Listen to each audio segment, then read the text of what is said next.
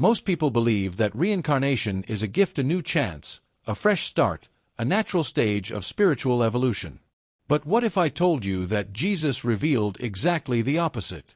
That, behind the scenes in the secret book of John, he described reincarnation as the most brilliant and perfect trap ever created by the Demiurge? An illusion so well constructed by the Archons that millions pass through it without even imagining that they are inside a spiritual labyrinth designed to keep them from the truth? And before we go deeper, tell me something here in the comments. Where are you watching this video from? It seems simple, but it's not. Seeing where seekers of gnosis emerge from, the tires awakening in every corner of the world, helps to understand the invisible web of the divine spark that insists on rekindling consciousnesses that the system tried to erase. Now hold on tight. Because what comes next is not theory, it's not pop spirituality or that standard talk about lessons, karma, and evolution. Jesus described something so different, so shocking, that it makes the light tunnel, soul contracts, and life review seem like tools in a spiritual farm system designed to recycle the same consciousness over and over again as it believes it is evolving. And if, deep down, you've always felt that there's something strange about this story of coming back over and over again until you learn maybe it's because your conscience isn't from here. Love tires carry this spiritual dissonance, this discomfort, almost like an internal alarm that reveals when something doesn't fit. And Jesus said exactly that only those who have this feeling can see what is behind the curtain. If this subject calls to you, if this restlessness inside you doesn't leave you alone, then breathe. You are about to understand why the cycle of reincarnation is not a path. It is a prison. And why Jesus left clear instructions for those who have the courage to escape. The secret book of John brings a revelation that moves anyone who reads it with an open heart. Jesus describes what really happens the moment consciousness leaves the body.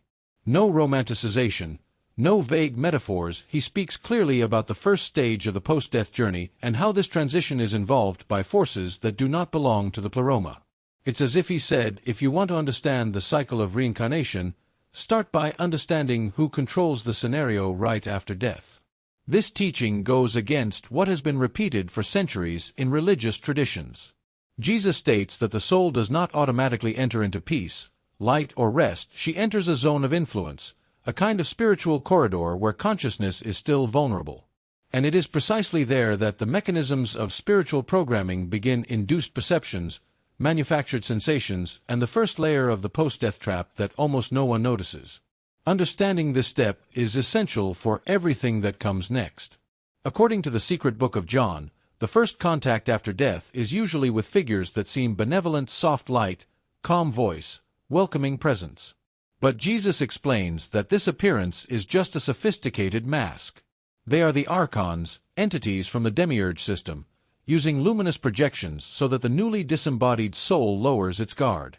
They know that, at that moment, the conscience is still stunned, and it is exactly this vulnerability that they take advantage of to initiate spiritual deception. These false beings of light do not arrive imposing fear, they arrive inspiring confidence. They present themselves as guides, mentors, angels, or even family members, depending on what calms the soul the most. It's astral theater so convincing that even experienced minds could fall over. Jesus warns that the problem is not the light itself, but the intention behind it. The Archon's objective is simple: to lead the divine spark back to the cycle of reincarnation, keeping consciousness trapped in the Demiurge's spiritual farm system. Realizing this manipulation is the first step to escape. Jesus explains that after the Archons gain the trust of the soul, they present a carefully constructed narrative. They talk about karma to be balanced, lessons that have not yet been learned, and soul contracts that need to be fulfilled. This all sounds beautiful, spiritual, and purposeful, but according to the secret book of John, none of it is real. These are structures created to convince consciousness that it must remain stuck in the cycle of reincarnation, always believing that it is almost reaching a higher stage.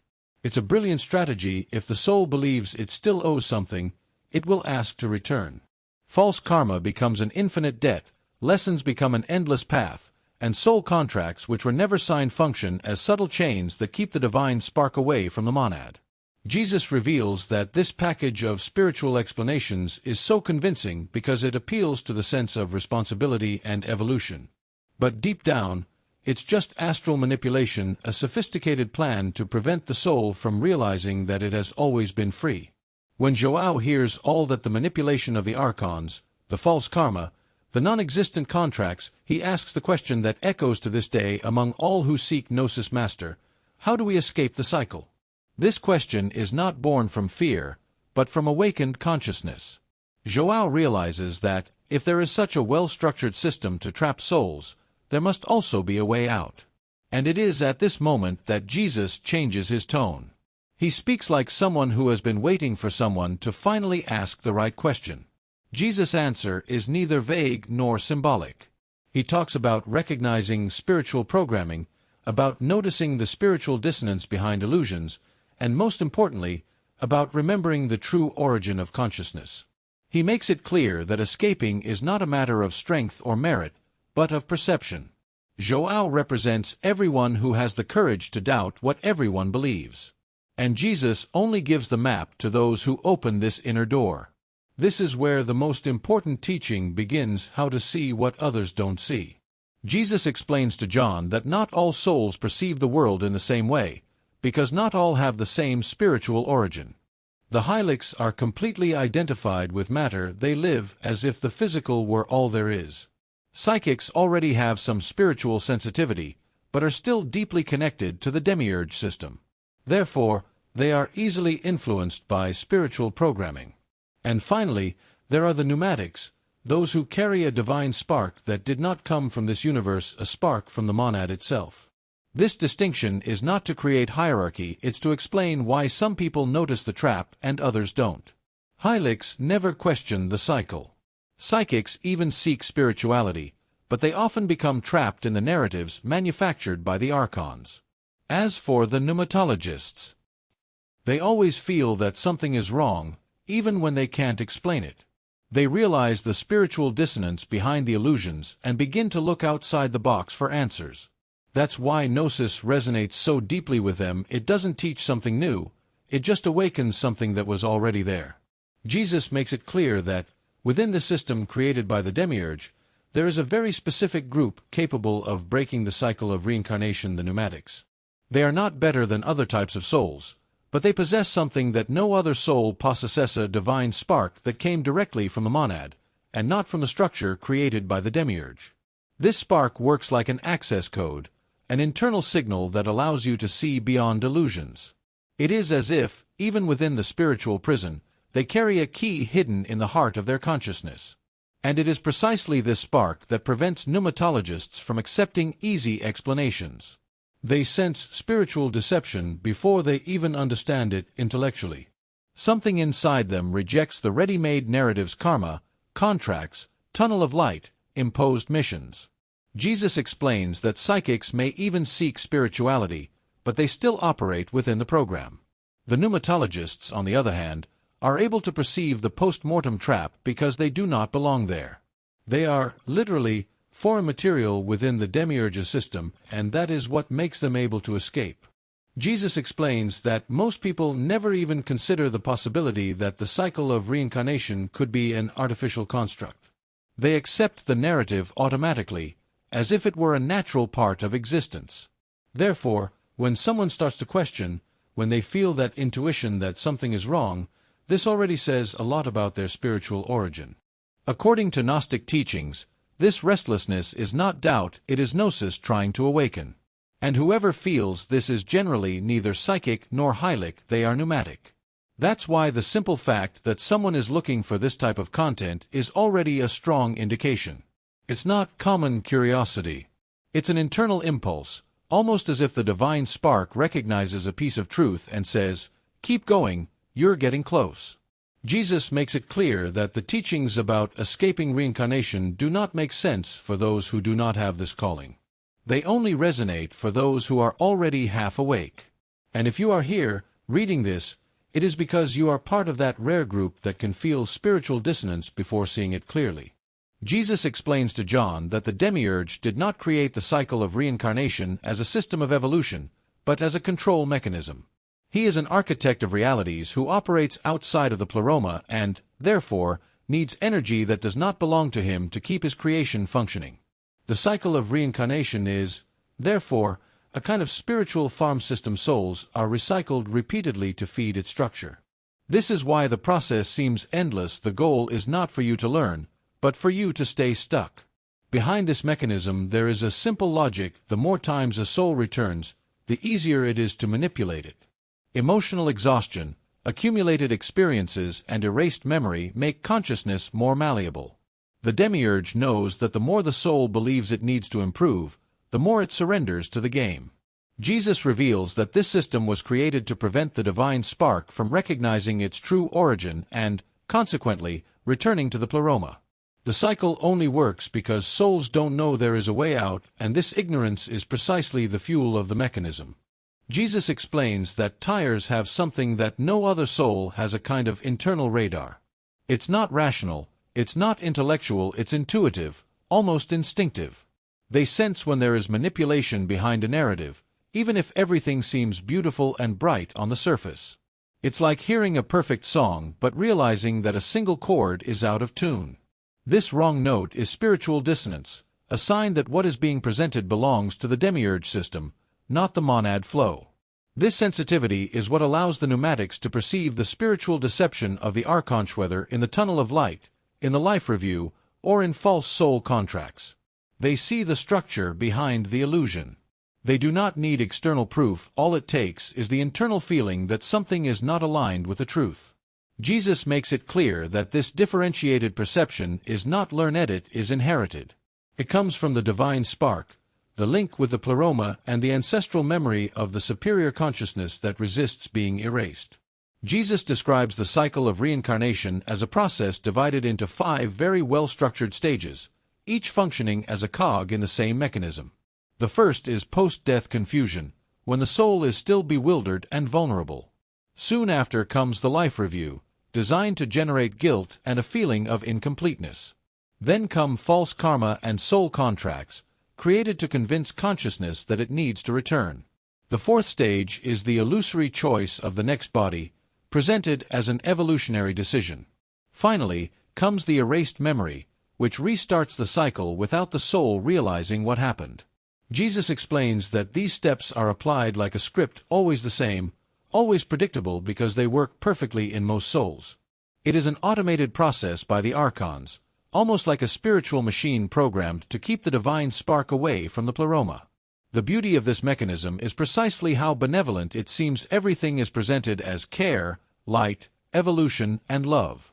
But, when you look closely, you realize that it is just an emotional and interdimensional engineering designed to manipulate the soul and keep it running within the Demiurge's farm system. Jesus explains that life review is not an act of love or acceptance, as many believe, but a psychological tool carefully designed by the Archons. By showing every detail of the recently ended existence, they make the soul relive intense emotions, especially regrets. This exposure creates a deep sense that the person didn't do enough. Even those who lived with good intentions end up feeling like they could have been more loving, more patient, more perfect. It is this guilt that paves the way for a return to the cycle. The trick works because guilt is one of the easiest emotions to manipulate. When the soul believes it has failed at something, it asks for a new chance. Life review thus becomes a mechanism that makes the soul believe that it needs to return to correct its mistakes, when in fact there is no error at all, just experience. Jesus makes it clear that this technique is one of the Demiurge's most efficient weapons, because it traps the conscience through its own perception of inadequacy. It is an emotional prison disguised as enlightenment. Jesus reveals that the concept of karma, as most people understand it, does not originate from the monad or the pleroma. This notion of spiritual debt was created by the Demiurge himself to keep souls trapped in the cycle of reincarnation. By making the conscience believe that it needs to pay something or compensate for past attitudes, the Archons build a self-feeding mechanism. The soul returns by choice, convinced that it is doing the right thing. It's brilliant and at the same time tragic because it turns freedom into debt. Soul contracts operate in the same way. They are presented as agreements made before the incarnation, but Jesus claims that these contracts never existed. They are implantations, artificial memories used to manipulate consciousness into believing it has spiritual obligations to fulfill. When the soul accepts these contracts as truth, it voluntarily surrenders to the Demiurge's system. The big revelation here is simple and liberating: you owe nothing to the universe of this world. What exists, in fact, is just the journey back to its origin. Jesus explains that, after convincing the soul that it has debts or contracts, the Archons present different options for future lives. They all seem carefully designed to teach lessons: a difficult family that will develop your empathy, a challenging physical condition that will strengthen your spirit, complex relationships that will expand your capacity to love. It all sounds profound, almost noble. But, according to Gnosis, it is nothing more than a narrative, a sophisticated way of transforming planned suffering into something spiritualized. The trick works because the soul believes it is consciously choosing its path of evolution. In fact, Jesus explains that these options are not real choices, but different cages within the same prison. Suffering is presented as an opportunity for the soul to accept entering the system again without realizing that it is being manipulated. It's like offering multiple doors when they all lead to the same hallway. Consciousness, believing it is progressing, falls exactly at the point the Demiurge desires, ready for another round within the cycle. Jesus explains that the final blow of the Demiurge's system is amnesia. After the soul is convinced to choose a new life, it goes through a process of deep forgetting, often described as the tunnel of light or the crossing of the veil. This erasure is not accidental, it is intentional. Without memory, the soul cannot remember previous manipulations, does not recognize the Archons, does not identify spiritual deception, and, above all, does not remember its true origin in the monad. The system only works because consciousness always starts from scratch. Amnesia is what turns cycle into cycle. Without it, the soul would quickly notice the repetition, recognize the pattern, and escape spiritual programming.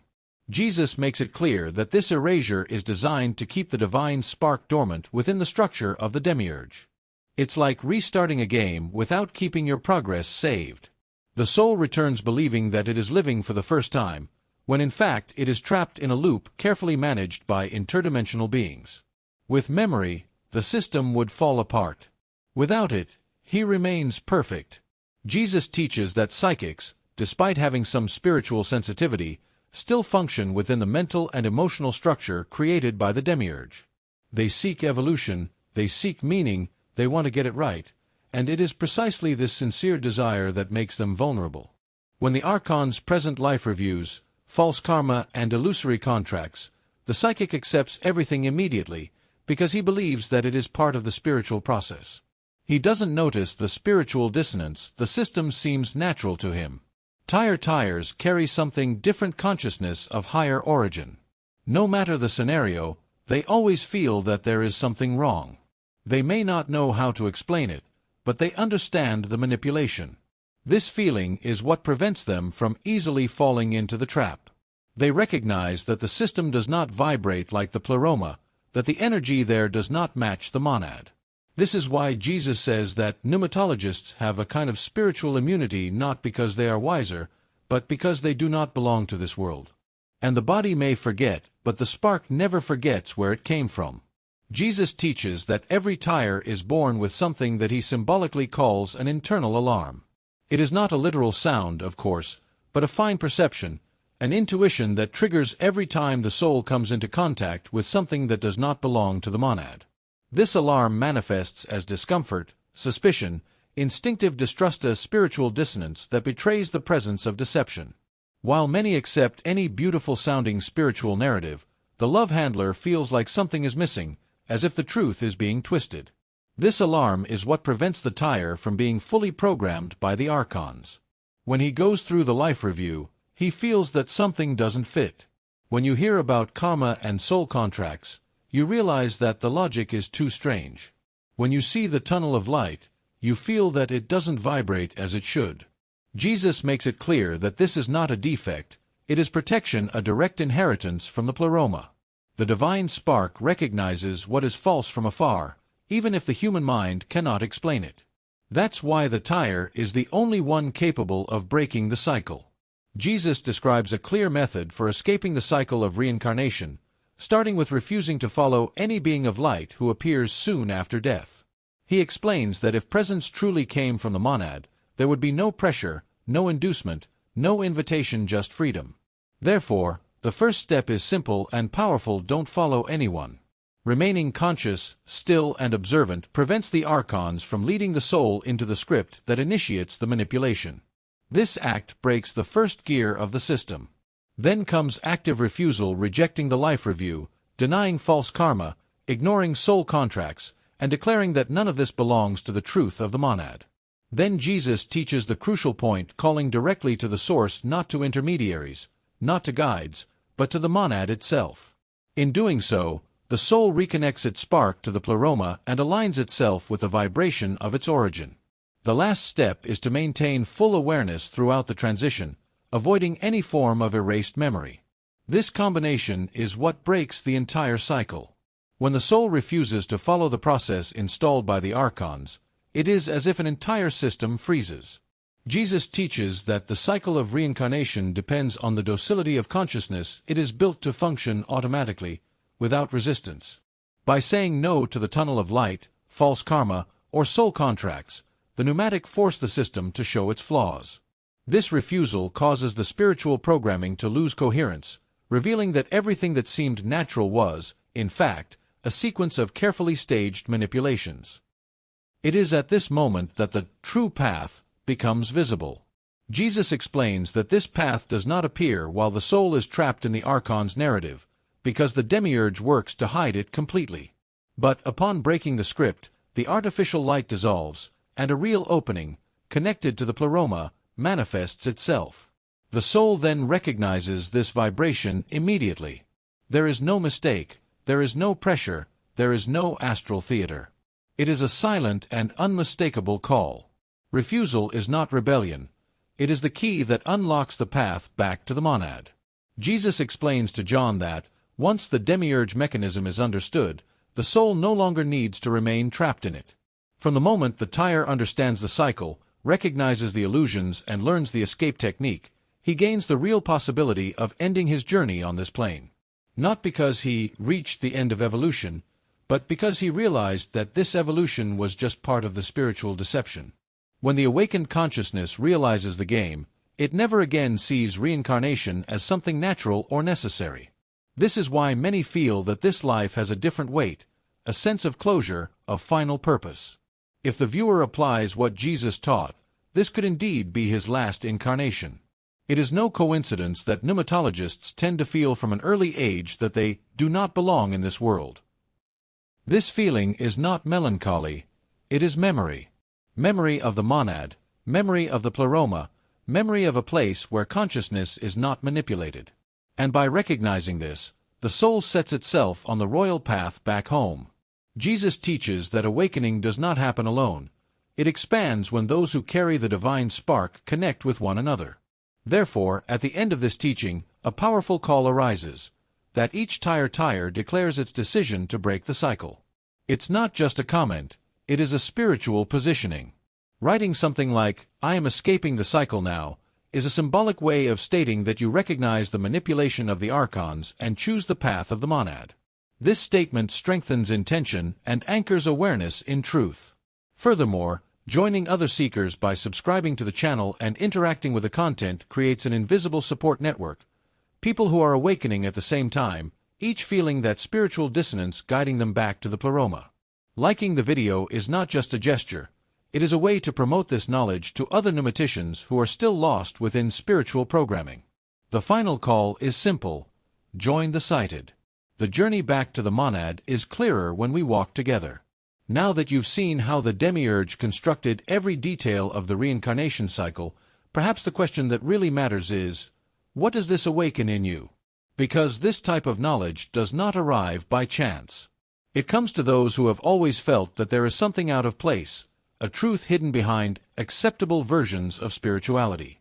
And now that you've finally seen the structure, are you just going to go back to your routine as if nothing had happened? Think calmly. What if this life really is different?